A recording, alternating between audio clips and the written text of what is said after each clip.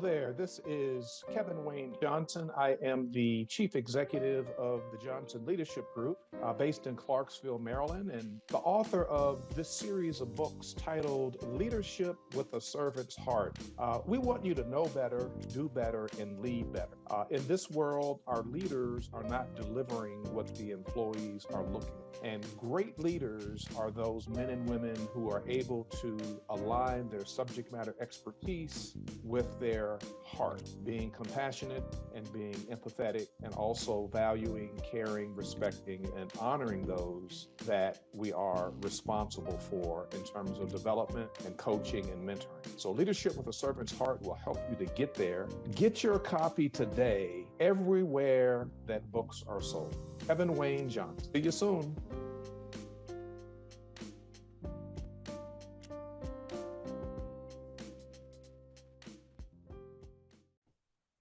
Whether you are listening or viewing from around the world, welcome to my journey with Paula G, where we are juggling this journey called life while walking in the gifts and the talents that God has given us. I am your host, and I am so delighted to be here with you today. If this is your first time, we welcome you. We are so glad that you have joined us.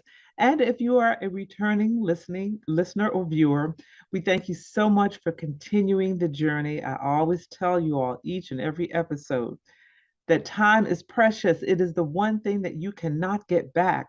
So for you to think it not robbery to spend this time with us is truly, truly appreciated. And we keep that in mind as we plan each and every episode. We also want to thank those who are embracing the journey through their underwriting support, and that would be our underwriters. Without our underwriters, we would not have the opportunity to provide this platform. So we are so grateful for each and every one of them, and we thank them so very much. And if you have a business, if you have a product, a service that you are looking to engage an audience or increase your audience exposure, you can reach out to us at jerryvoicelive@gmail.com or paula@paulagvoice.com. Put underwriting opportunities in the subject line, and we'll be sure to follow up with you. Also, make sure y'all do the right thing. Like, share, subscribe. Paula G Voice across all social media platforms, as well as my website, paulagvoice.com, and engage and reach out to us on those platforms as well.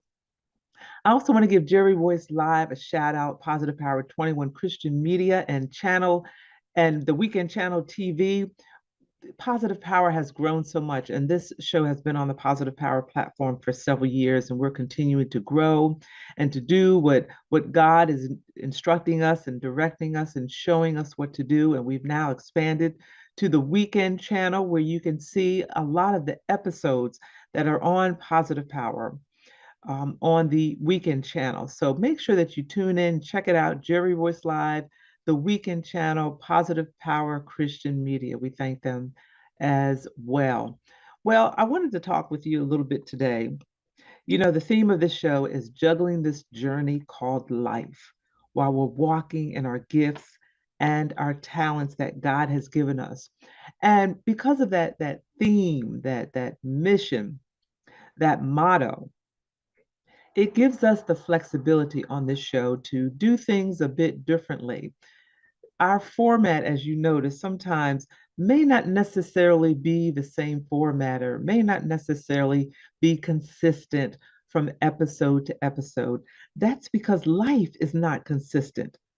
From season to season, from experience to experience, life is not always consistent. And it is in those times where we have to juggle this journey called life while walking in the gifts and the talents that God has given us. So recently, I want to share a story with you all today. Recently, and as early as yesterday evening, at the time of this particular recording, I participated in the celebration of life for a dear friend of mine who passed away after a lifetime. When I say lifetime, I mean a lifetime battle with cancer. At the age that she died, she was 55. She had been battling cancer, which was brought on by a genetic disease, from the age of 8. So from the age of 8 to the age of 55, she was coexisting with some degree or form of cancer, some sickness or residual from that, just struggling throughout her life, but juggling her journey of life while also walking in her gifts and her talents. And at the celebration of life yesterday, well, first of all, let me back up. She had left her, she was at peace with her condition and she was at peace with her circumstances, but that didn't mean that she didn't fight each and every day that she had. She fought with every fiber of her being. She fought physically. She fought mentally because she was a mighty, mighty woman of God. She was a prayerful woman. She prayed. She had prayer warriors that surrounded her, that prayed with her and prayed for her. So when I say she fought the good fight, she fought the good fight, never wavering, never giving up. And every day that she woke up, every second, every moment that she felt good, every second, every moment that she was pain free, she would do something with that second. She would do something with that moment. She was a giver. She loved to give to other people. She loved to serve people. I have never seen anyone that was so passionate about giving and helping and serving others. So when all of us were brought together in that room on last evening at the time of this recording, there were people from all walks of life, people that would not have otherwise connected as a result of this woman's spirit, as a result of this woman's light shining, as a result of the light of God shining through this mighty woman of God. It was just amazing to see so many people come together. But she had written out her own program for her celebration of life, and she left strict instructions. I don't want a funeral. She didn't want it in a church from the traditional sense, and I'll share. And she didn't want a somber atmosphere. Did not want anyone wearing black. So the theme of her celebration of life was shades of bluetiful, Bluetifil.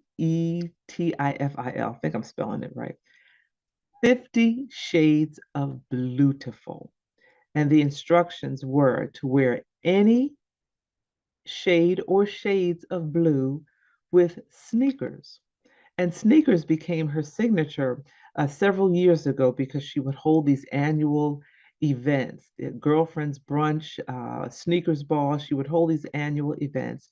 And she started encouraging people to wear sneakers with their formal wear, which was really a lot of fun. You have a formal wear on with sneakers.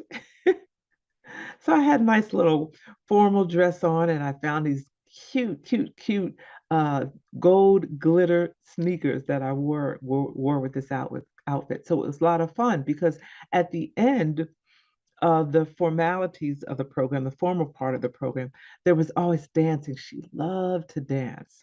She loved, loved, loved to dance. So at the end, there was dancing. So for her program, of course, we had introductions, we had opening prayer.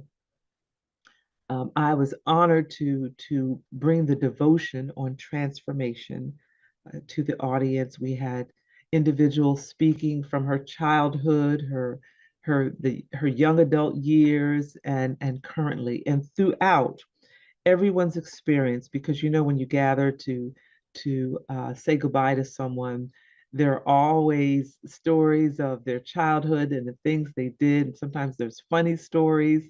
So we heard all of that last evening, but the common thread throughout, even as a young child, was her spirit of giving and helping and sharing and making people feel so incredibly comfortable and making them feel like they were the most important person in the world, even though, they knew and we knew she had a plethora of friends When you were in her presence, she made you feel as though you were the most important person in the world. So it was a beautiful experience yesterday of the homegoing. Traditionally, we would call it a homegoing or a funeral, but she called it her celebration of life. And in place of the obituary, because she didn't want any of the terminology that comes along with a funeral, it's not a service, it's a celebration of life. It's not a funeral, it's a celebration of life. It's not an obituary, it's reflections, a celebration of life. And I thought that was just a wonderful, wonderful concept. And it got me to thinking I might have to go back and revisit my own final wishes because the atmosphere was that of joy. Yes, there were moments of tears, and we went through, a kind of a roller coaster of emotions. One of the poets that was there, she said, it's like we went through the whole cycle all in that same night. We laughed, we cried, we couldn't believe that it happened. We thought about the different things that we could have done. We thought about the impact that she had in our lives. And that speaks to, sometimes we hear about that dash between your dates, between the date that you were born and the date that you have passed away, that dash. What have you done during that time of that dash in between? We're going to take a break. And when we come back, I'm going to share with you as to what she did with that dash in between and what she has charged all of us to do, which is why I'm sharing with you because she's such a people person. And even though you all don't even know who she is, her spirit lives on, the spirit of giving and sharing and encouraging people to live life to the fullest. So when we come back from the break, we're going to talk about her motto of live, believe, and dream and what that means. This is My Journey with Paula G. I'm your host, Paula G. Stay tuned and we'll be back in a few moments.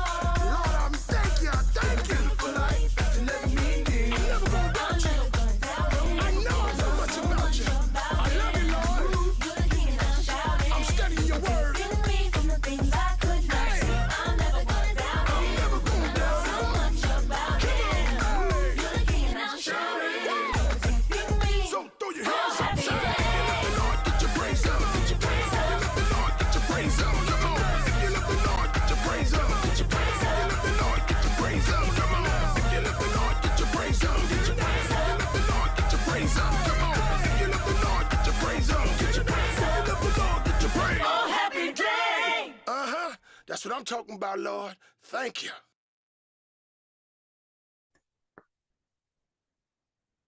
And welcome back to My Journey with Paula G. I am your host, Paula G. We're so glad that you have continued to join us. And if you are just joining us, we appreciate you tuning in. Before the break, I was sharing with you a bit of the journey of a dear friend of mine who recently passed away. We celebrated her life on last evening at the time of this recording. And she had been battling cancer for a lifetime. When I say a lifetime, literally a lifetime, from the age of 8 until she passed away almost 2 weeks ago at the age of 55. And just the energy that she had whenever she had energy, and how she used that energy, and how she poured so much into so many people. And this really speaks to, as well, being men of God, being women of God, how we must, and after going through this experience, it really brought to the surface more of how we interact with people, how we make people feel, in turn, can determine how they feel about themselves, how they feel about others, and how they interact with others. When you can have one person who shines such a bright light, has a beautiful, giving, passionate, compassionate, caring spirit, and can leave an impact on so many different people and their lives. When you can bring people together under one roof, people who otherwise probably would never even consider communicating with each other, but do so out of their united love for that one person. There were several of us that came together to execute basically what she had already written out. When I say she had already written out her own program as to what she wanted it to look like, down to the detail, our task was to execute that. Our task was to execute that. She loved butterflies, and at the end of the celebration, we had a bit of a butterfly release. But she lived by her own motto, her own brand. She was a poet, motivational speaker, a consultant, and she lived by her own brand, which was to live, believe, and dream. And I want to share this with you today because this is my way of honoring her and making sure that her spirit lives on. Live. I watched her because I was one of the many people who came to her aid when she needed someone to take her to the doctor. She needed someone to take her to chemo, radiation. She needed someone to stay with her overnight, to fix her meals, to do her laundry, to help her with her personal needs when she wasn't able to do it herself, to run errands for her. Every moment that she felt some degree of energy or good, she utilized that moment. She would get up and cook for her husband, cook a meal for her husband, cook a meal for friends. She would make something for someone. She would make phone calls and call them to check on them to see how they were. She would ask someone to come pick her up, to maybe go to a department store or a grocery store to purchase something for her to make or give to someone else, or make or give to her husband. So every moment that she was physically able, she lived. And I remember her saying, I want to live. Not thy will, not my will, but thy will be done, Lord. My will, my desire is to live. Yet not my will, just like Jesus said, yet not my will. Lord, Jesus said, Lord, take this cup from me. Yet not my will be done, but thy will be done. And Evelyn was the same way. Lord, I want to live, yet according to your will. And he granted her that prayer to live for the number of years that she lived. And he gave her the opportunity and opened doors of opportunity for her to do so many of the things that she had desired to do, to live out so many of these things. You know, we hear about the bucket list. You know, there's all these things on our bucket list we want to check off. Evelyn went through, and that was her name, was Evelyn, went through her bucket list and did most, if not all, of the things that she desired to do. I remember one time she had called and she wanted to go up to a farm that's here in the Atlanta area. And you know, you can go to the farm and you can pick berries or pick apples, you can pick flowers. There's a maze, you go through the cornfield maze. There's this little piglet race, which is hilarious. If you are ever in a sad mood, a bad mood, or what have you, you need to go to one of these farms and watch a little piglet race. It's the funniest thing. But we laughed, we had a good time, you know, we ate, she was still able to kind of move around physically. We went down one of those long slides on the burlap sack like two little girls, just having a glorious, glorious time. There are other days when she felt well. We went shopping because she loved to get things and decorate her home. So she lived her life, and then believed. She believed in herself. She believed her first love was poetry, and she believed that those things that she desired to do, that she could do and achieve, and she did, and she would share with each and every person that came along. And I'm sharing with you, if you believe in yourself, you believe in what it is that you desire to do, you can do anything you put your mind to. You know, I always close the show with the greatest conversation you will ever have is the one that takes place in between your ears.